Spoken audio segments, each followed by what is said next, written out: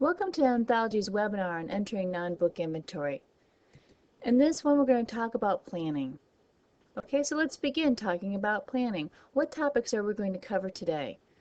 We're going to talk about departments, sections, and media. We're going to talk about the skew 1 field, which is on your inventory record.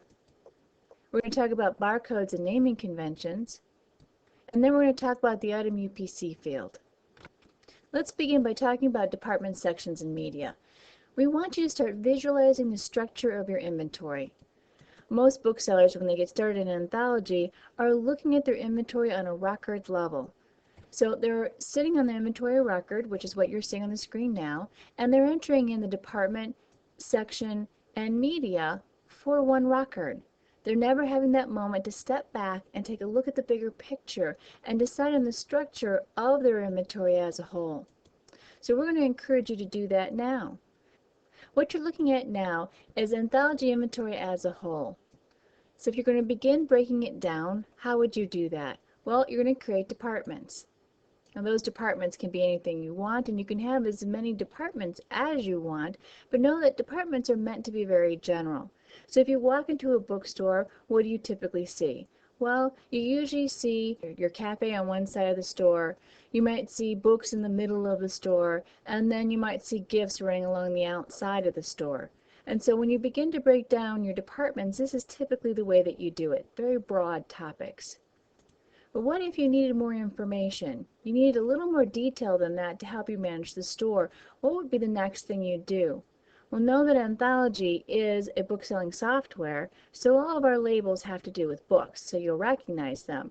But how do they apply to the non-book inventory? Well, as an example, if you are working with your gift department, you might create a section called Jewelry, Puppets, or Candles. This is just one of many examples that you might have of non-book inventory. Now what I want you to know is sections are not required, and you may not need this level of detail. How do you decide whether or not to use sections or media, which is the next thing we're going to talk about? Well, think about the reporting that you need. As a manager, how do you know how your inventory is doing? How fast it's selling? How it's turning over? Is it profitable? So all those types of questions, you need reports to help you figure that out. And the only way that you can get that information on reports is by being careful about the structure of your inventory. So in this case, we're saying, I need to know a little bit more about my jewelry section and my puppet section and my candle section so that I can make good decisions about them and the space they're taking in my store. Now if I needed to break that down just a little bit more, I could use media for that. So let's say that I wanted to look at my jewelry section just a little more closely. I could use a media of necklaces and earrings, and that way I'd have a better idea how they were selling. Now I'm presenting this to you in a very hierarchical fashion. We're starting with something very broad like departments, and then breaking it down a little bit more and talking about sections, and then bringing it down into a little more detail by talking about media. But what I want you to know is that anthology is not hierarchical, it's not linear, it's actually quite flexible. So to give you a different perspective, I want to show you this. Let's say that you have a media of Christmas. Let's say that in your store you wanted to track how well Christmas was doing in your store, but you have Christmas items scattered throughout your store. An example of that might be that you have some Christmas music in your music department, that you have some Christmas books in your book department, some Christmas candles, some Christmas greeting cards, and some Christmas toys. So then at the end of the season or even during the season, you can run a report asking for the media of Christmas and then see how Christmas is doing throughout your store. So with those examples in mind, department, section, media, and the different ways that you can use them, your inventory might look something like this. Again, at the top, we're looking at all of the anthology inventory and broken down into departments. So a department might be gifts, services, books, greeting cards, and cafe. Now let's say for your cafe department, you want to have just a little bit better idea how your desserts were doing versus your coffee. And then in your gift department, again, you want to know a little more information about your jewelry, your puppets, your gallery art, enter candles. And then with your candles, you also want to know, is candles good for my store or not? How is the tapers doing? How are the pillars doing? So we want you to take the time out to think about how you would set up your store. So lay it out in your own mind, looking at the big picture, starting general and going down specific. The next thing we want to talk about is the skew 1 field. The skew 1 field is in the inventory record itself. I want you to notice how this says ISBN skew. It has an asterisk in front of it, which means, of course, like everywhere in Anthology, it means it's a required field.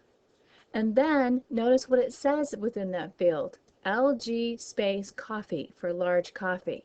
This is an example of a unique identifier. This is a record created specifically to represent a large coffee.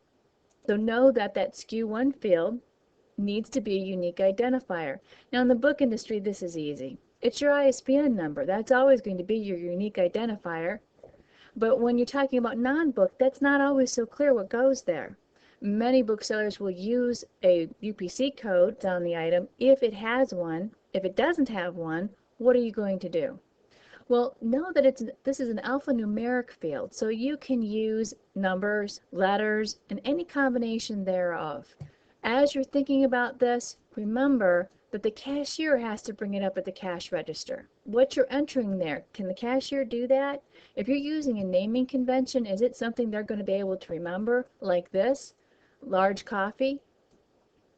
Now let's talk about barcodes and naming conventions. There's going to be a barcode on some items. Do you plan on using it or not? So there may be varying reasons we're going to talk about later as to why you would not. If you are using them, that would go into your skew 1 field. If you're not using them or they don't have a barcode on them, what do you do from there? Well, you could print out your barcodes. That's pretty easy in Anthology. You can get label paper and print it right off a laser printer or buy a barcode printer and print it off of that. Not every bookseller likes this idea. For some booksellers, they feel this is just a little labor intensive. If that's the case, consider the other possibilities. You could create a naming convention for it. An example might be card $1.99 for your greeting cards. And again, you see our large coffee. So other possibilities are using a barcode catalog next to the cash register. So how does that work? Well, you would go ahead and create any kind of skew 1 field that you wanted. It could be a number, it could be a combination of numbers and letters, whatever you would like. And then you would print it off on paper and put that paper right next to the cash register.